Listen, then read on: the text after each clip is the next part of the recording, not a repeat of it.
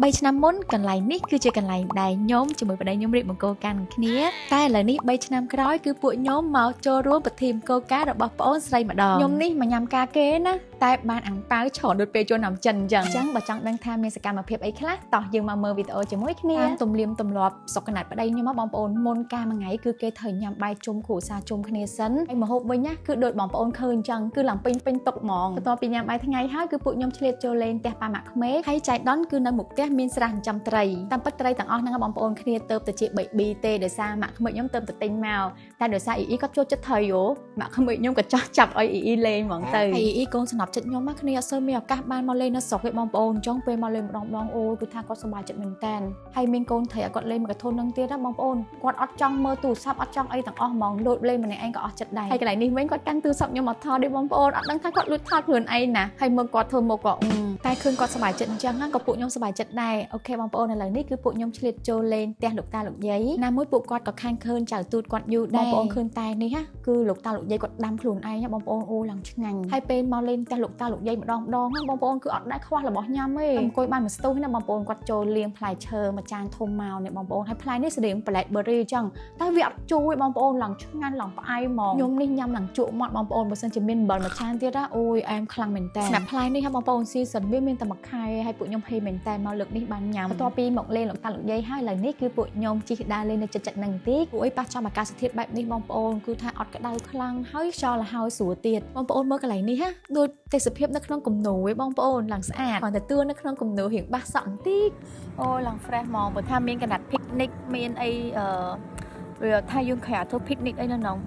ងអាកាសធាតុឥឡូវគឺ20អង្សាគឺថាត្រជាក់ស្រួលហើយខ្យល់បក់មកភើយហើយ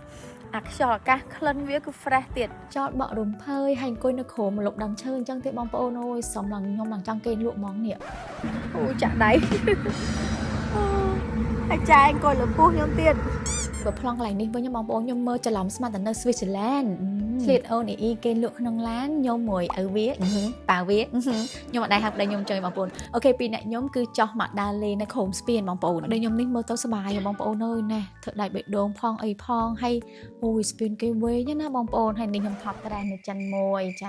ាគឺថតវីដេអូសុកយើងលោកចេញមកអញ្ចឹងណាខ្ញុំមានអារម្មណ៍ថាពីអ្នកខ្ញុំថ្ងៃនេះវីតាមីន D គឺពេញបឹកតែម្ដងបងប្អូនពេញទាំងវីតាមីន C ទៀតណាបងប្អូនយល់នៅខ្ញុំនិយាយដោយសារពួកខ្ញុំឈរនៅចិត្តសមុទ្រហើយអ៊ីងើបចំពេលញ៉ាំបាយនឹងងាកមើលបងប្អូនមិនពួកខ្ញុំជិះដើរលេងនឹងដើម្បីស្រក់ពោះបន្តិចសិនណាដោយសារធៀមពោះបងប្អូនទុកញ៉ាំអាហារពេលនឹងងាកនេះមុននឹងញ៉ាំអាហារពេលនឹងងាកយើងមកជួបជុំសនេសនាមួយបងប្អូនតិចសិនហើយអ៊ីពេលជួបមនុស្សច្រើនបងប្អូនគ្នាអៀនតិចនេះខ្ញុំលួចថតប្អូនអាចថាប្អូនចដូនបងប្អូនគាត់នឹងខែស្អាតណាបាច់មុខមួយឡើងម៉ត់ឡើងសមកមើលពីធីមកោកាននេះបងប្អូនខ្ញុំស្រឡាញ់ចូលចិត្តជាងគេគឺរឿងញ៉ាំហ្នឹងហ្មងបងប្អូនមើលណែអត់ចាញ់ថ្ងៃមិញទេហើយម្ហូបនេះហើយគឺគេចូលចិត្តដាក់គោលើគ្នាអញ្ចឹងហ្មងចូលមកដល់ថ្ងៃបន្ទាប់គឺជាថ្ងៃ special day របស់កូនកំមុំកូនកន្លោះការតុបតែងបងប្អូនគឺស្អាតជាងម្សិលមិញបន្តិចហើយកូនកំមុំកូនកន្លោះយើងចាគឺពិតជាស្រស់ស្អាតមែនតើបងប្អូននៅចិននេះបងប្អូនគេមានទលាមទលាប់មួយគឺយើងជាអ្នកចូលរួមគេអត់សូវចង់ឲ្យយើងពាក់ស្អាតជាងកូនកំមុំកូនកន្លោះទេកូនក្មេងស្អាតបានហើយយើងមកបានហើយខ្លះសឹងថាពាក់ឲ្យយឺតខោកបយមកបងប្អូនខ្ញុំគិតទៅមានអីបងប្អូនមួយយ៉ាងដែរយើងអត់សូវអស់លុយតែងខ្លួនទិញរ៉ូបអីចឹងណានេះមានទលាមទលាប់មួយបងប្អូនជាធម្មតាគឺយើងអត់ទាន់ញ៉ាំអីមុននេះណាលុះត្រាតែគេចាប់ផ្ដើមកម្មវិធីកោការហ្នឹងបានយើងអាចញ៉ាំអីបានចឹងបងប្អូនឃើញម្ហូបពេញតុកមិញហ្នឹងចាគេដាក់តាំងសិននេះដោយសារគេចង់ឲ្យយើងផ្ដោតទៅលើកូនកំមុំកូនកន្លោះចឹងបងប្អូនហើយពេលខ្ញុំឃើញស៊ីននេះអូយបងប្អូនខ្ញុំមួយប្តីខ្ញុំគឺថានឹកឃើញកាលពី3ឆ្នាំមុនពួកខ្ញុំការឲ្យមានកូនច្រមុះហ្នឹងនៅនឹងទៀតឥឡូវកូនច្រមុះឡើងធំនឹងនាមខ្ញុំជាបងស្រីម្នាក់ដែលរៀបការហើយការរៀបកោការសម្រាប់ខ្ញុំវាមិនមែនជារឿងដែលយើងនឹកឃើញសុកចង់រៀបការខ្ញុំរៀបការដោយសារតែវាតាក់ទងជាមួយនឹងទំនួលខុសត្រូវរវាងពីរគ្រួសារទំនួលខុសត្រូវលើការចិញ្ចឹមបីបាច់កូនក៏ដូចជាទំនួលខុសត្រូវលើផ្នែកហិរញ្ញវត្ថុជប់បងប្អូនខ្ញុំឃើញគេដាក់ម្ហូបស្កាត់ពីលើបកាខ្ញុំអីខ្ញុំនិយាយអត់ចង់ចេញបងប្អូនខ្ញុំស្ដាយបកាហ្នឹងខ្ញុំតបបាញ់ញ៉ាំមានបកាគេឡើងស្រស់បងប្អូនហើយតិចបងប្អូនឆ្ងល់ថាហើយចង់ម្ហូបដែលត្រូវគេស្កាត់ពីលើហ្នឹងគេញ៉ាំទៀតអត់បងប្អូននៅតែញ៉ាំឯងគាត់ថាយើងជាអ្នកលើកអាហ្នឹងចេញមកបើសិនជាយើងចង់ញ៉ាំម្ហូបនៅក្រោមហ្នឹងអញ្ចឹងធម្មតាខ្ញុំអត់សូវចូលចិត្តញ៉ាំប៉ៅហ៊ឺទេបងប្អូនដោយសាររៀងធំក្លិនក៏ប៉ុន្តែប៉ៅហ៊ឺនេះអត់ធំក្លិនហើយវាផុយឆ្ងាញ់ហើយគឺធ្វើមកឡើងត្រូវគ្រឿងហ្មងមិញភ្លេចប្រាប់បងប្អូនពិធីម កូនកាថ្ងៃនេះគេធ្វើប្រហែលជា20តុកឥឡូវនេះចាគឺដល់វគ្គចែកអាំងប៉ាវបងប្អូនឃើញពិធីករនេះគេហត់អាំងប៉ាវឲ្យលោកយាយពីចែកអាំងប៉ាវឲ្យលោកយាយហើយគឺដល់វគ្គចែកអាំងប៉ាវឲ្យក្មេងៗម្ដងគេសួរសំណួររបស់បញ្ញាសិនណាបងប្អូនតែសួរប៉ះចំអ៊ី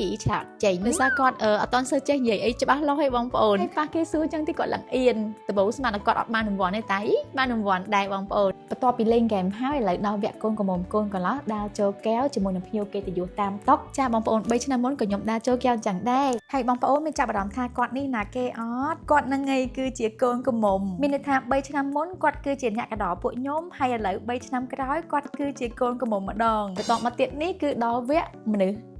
ពេញខ្ញុំគេហៅគេបងប្អូនមិន10ដឹងលេងបងប្អូនវ័យកណ្ដាលមកលេងហ្គេមម្ដងហើយលេងហ្គេមបតយន្តហោះមើលយន្តហោះណាគេគប់បានឆ្ងាយជាងបងប្អូនចាដល់វគ្គខ្ញុំហើយខ្ញុំដំបូងខ្ញុំមានចំណឿចិត្តណាថានឹងគប់ឆ្ងាយជាងគេតោះ1 2 3ជូចាដំបូងគេថាចប់ហើយគ្មានបានកដោអីទេតែមានណាបងប្អូនគេចែកអាំងប៉ាវឲ្យដែរតើយេចង់មកទៅសារពិធីករឡើងនេះទៀតដែរបងប្អូនលេងសៀកឲ្យយើងមើលទៀតណាគេបកកែរបៀបថារៀបកម្មវិធីណាកន្លែងនេះវិញគឺដល់វគ្គឲ្យកកើ18ឆ្នាំឡើងមកញ៉ាំទឹកប៉ុណ្ណឹងគ្នាអ្នកឈ្នះចុំមិនចេញចែចែវិញចឹងដោយសារតែគេឲ្យប្រពន្ធគេឡើងមកយកចំណុះហ្នឹងណាបងប្អូនចាំទាយមើលថាមកគ្រួសារខ្ញុំបានអាំងប៉ាវហ្មងតោះ1 2 3ចាក់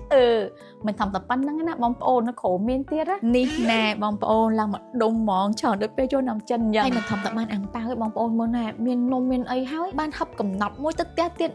ការលើកនេះគ្រប់ទឹកហ្មងបងប្អូននិយាយរួមគឺអត់ខាតហ្មងបងប្អូនមានតែចំណេញអត់តន់អស់ឲ្យបងប្អូននៅញ៉ាំអីយប់ឡើងមកតង់ទៀតដោយសារពួកខ្ញុំជាគ្រួសារខាងកូនក្រមុំអញ្ចឹងគឺពួកខ្ញុំត្រូវការជូនកូនក្រមុំមកផ្ទះកូនកន្លោះអញ្ចឹងប្រពៃណីគឺពួកខ្ញុំត្រូវការញ៉ាំអីជុំគ្នាសិនមុននឹងលាពីកូនក្រមុំក្នុងនាមខ្ញុំជាម្ដាយមានកូនស្រីមួយរូបចាបងប្អូនកន្លែងនេះគឺខ្ញុំចង់យំផងអីផងដោយសារ